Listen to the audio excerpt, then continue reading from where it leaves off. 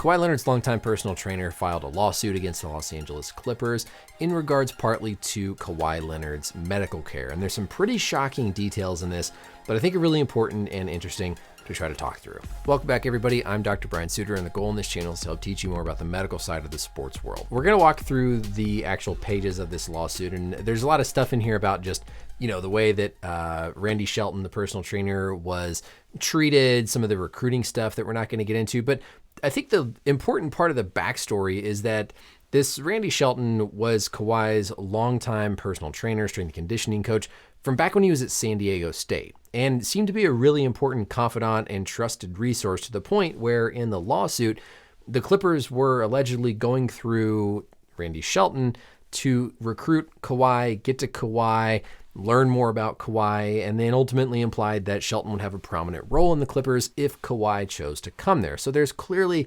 this baseline sense of he's very involved. This individual is clearly holding a lot of influence over Kawhi Leonard and the treatment of his medical care going all the way back to college. And we all know we've always been very sort of confused and perplexed and left in the dark with what in the world is going on behind the scenes with Kawhi. And I think some of the stuff in this lawsuit finally shed some clarity on just the mindset that's been around his medical care. Page 7 here, I think, has one of the most interesting parts. So they're talking about Leonard's ongoing injury struggles, but yet the Clippers demanding productivity. So yes, of course, we all know Kawhi Leonard suffered an ACL tear, 2021 playoffs, underwent surgery. For an NBA player, such an injury can be career-ending. That's true. I mean, if you look at overall, the majority of professional athletes are going to return after an ACL tear. Yes, there is a percentage that don't return to their previous productivity level, but long gone are the days where, an ACL is thought to be career-ending. Now it might be career-altering, maybe a little bit of an exaggeration. Yes, he had suffered numerous previous injuries. The target recovery for such an ACL tear was 730 days. I have no idea where 730 days comes from as a target recovery date for an ACL tear. There is definitely research out there suggesting that a longer return to play time is better, around 2 years after an ACL tear. The problem with this whole argument, though, is you could let that go on forever, right? Well, if you don't come back for 5 years, that gives you more time to rehab. If you don't come back for 3 years, more time than 1 year. And so you've got both ends of the extreme where I think like the 6 months that you see in some European soccer players is probably too fast. But I feel like 2 years is way too long. And if you ask the majority, if you polled every professional sports orthopedic surgeon taking care of the NBA, NFL, etc., they are not going to agree unanimously that 2 years should be the return time for an ACL tear. And this in and of itself just gives you a sense of how cautious and how protective they must be with Kawhi's health, going all the way back again to college because this individual has been with him since college. I can 100% agree and understand with the Clippers saying that that timeline was unacceptable.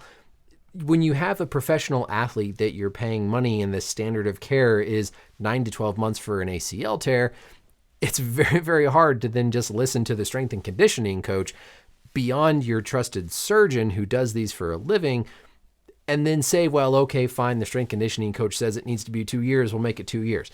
Like, that's just not an accepted precedent that really anybody in a medical organization would unanimously agree with. You're always going to have people out there who feel strongly that it needs to be 2 years. But this in and of itself, just suggesting that he needs 2 years to recover from his ACL tear when by far the standard is 9 to 12 months, tells you everything you need to know about just the mindset of care for Kawhi Leonard. They're going to involve the surgeon, of course. The surgeon has the experience. They've been doing this for years, if not decades. And so right away, it feels like a little bit of an inappropriate suggestion for the strength and conditioning coach to say it needs to be 2 years and try to override the opinion of your team surgeon who's actually doing the operation most likely. Now, if we move on here, of course, failed to make the playoffs 2022. They applied the principles of load management. We all know that very well. Kawhi Leonard seems to be doing a lot of load management. But then complained of swelling, inflammation in his knee after the first 2 games. MRI revealed cartilage damage. Was given biologics to band-aid the problem rather than allowing Leonard the full time to heal. Again, this is not anything dangerous. Giving orthobiologics, something like platelet-rich plasma, bone marrow, aspirate concentrate, MFAT, adipose tissue, those are not really band-aiding the problem. If you have cartilage damage in the knee, that suggests that that cartilage is gone, or that cartilage, once it's damaged and gone, it's not coming back. And so allowing the full time required to heal is a very nebulous way to treat, quote, cartilage damage. And an orthobiologic injection is a very appropriate way that's proven in the literature to help with symptoms and to help with healing of various musculoskeletal injuries.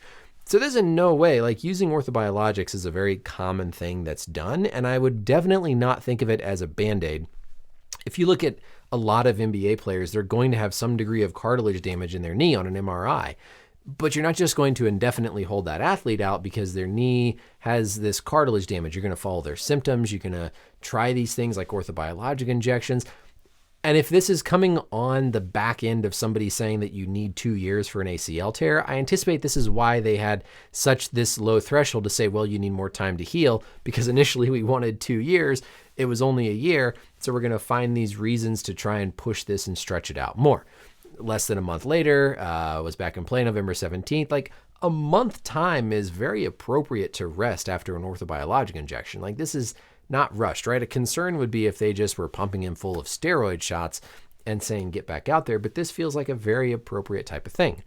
Suffered 2 ruptured ligaments. I love when things use these very strong sounding words like ruptured. Basically, this means he sprained his ankle. Typically, whenever you have an ankle sprain, oftentimes those ligaments can have high-grade tears or, quote, be ruptured. But it's not something that would end your basketball season right away. I mean, it's something that if you fail to heal, then potentially it could. But just in and of itself, this is an ankle sprain that you would not expect to immediately end a season. But again, on the tail end of everything with the ACL timeline, I suspect that's part of what made this frustrating. Moving on, we get into this whole win now mentality. They don't have Kawhi Leonard's best interest at heart. There's some mention in here, the load placed upon Leonard's failing knees and ankle. I mean, this doesn't seem to bode well for the health of his joints going forward. They talk about, continuing to recover from the ACL. We mentioned that already here. There's comments in here about a potential concussion that was missed. March 25th, Leonard was hit in the face, showed symptoms of suffering a concussion. Signed were ignored. I agree. Like, if this actually happened, that's a pretty serious thing. I hope that there's some way to look back and tell, or at least see if the Clippers did a concussion assessment or not. Because, yeah, I agree. If they're missing and not appropriately addressing concussion symptoms, that's a very fair thing to be concerned about. Despite contributing 38 points and 31 points respectively, his body was failing him. They characterized publicly as a sprain. MRI revealed he had suffered a torn meniscus and additional cartilage damage on his repaired ACL that would end his season and require additional surgery. We hear this kind of thing a lot, right? Teams don't really have a way to communicate all the minutia of what's on the MRI scan. Again, if you MRI all these guys' knees, you're going to see some degree of, quote, cartilage damage, meniscus tearing. So some of this is just part of the wear and tear and like the gray hair on your joints when you get these scans. And so it's different from just seeing the results on the MRI and like the medical staff putting into context what it actually means. There were mentions in like the headlines of the report that there was illegal treatment being done. Nothing that I read in this lawsuit is illegal. Now, there are different orthobiologic procedures and injections that are not FDA approved in the United States. And so that might get into a little bit of what they're implying. If there were orthobiologic injections that are not permitted per the FDA to use in the United States that they were using, again, I don't think a professional organization would put themselves at that risk. Now, sometimes players go to external sources to get that. But to me, my whole just opinion reading this is it sounds like somebody who has been with Kawhi as a trusted medical care provider for a long time, strength and conditioning coach who was promised a lot. And then when they got him in the building, they didn't agree with his style of trying to manage injuries. That's basically what this comes down to. But just because you don't agree with somebody's style of managing injuries doesn't mean that they're managing the injury poorly. There's a lot of variety. Like I said, 2 years is definitely not the standard of care for an ACL tear. And to anchor on that and be so disappointed in that, absolutely the medical staff is going to disagree with you as the strength and conditioning coach and say, no, this is going to be a year. And it seems like that's a lot of where this is stemming from. It definitely makes a lot more sense now, though, with what we've seen with Kawhi over the years, because if that's the mindset of one of his closest confidants handling his medical care, it's no wonder that we see all this load management. We see this confusion with the tendonitis back when he was with the Spurs. It makes perfect sense now what's been going on. And also, leaves us with some details about all this, his failing knee, cartilage damage.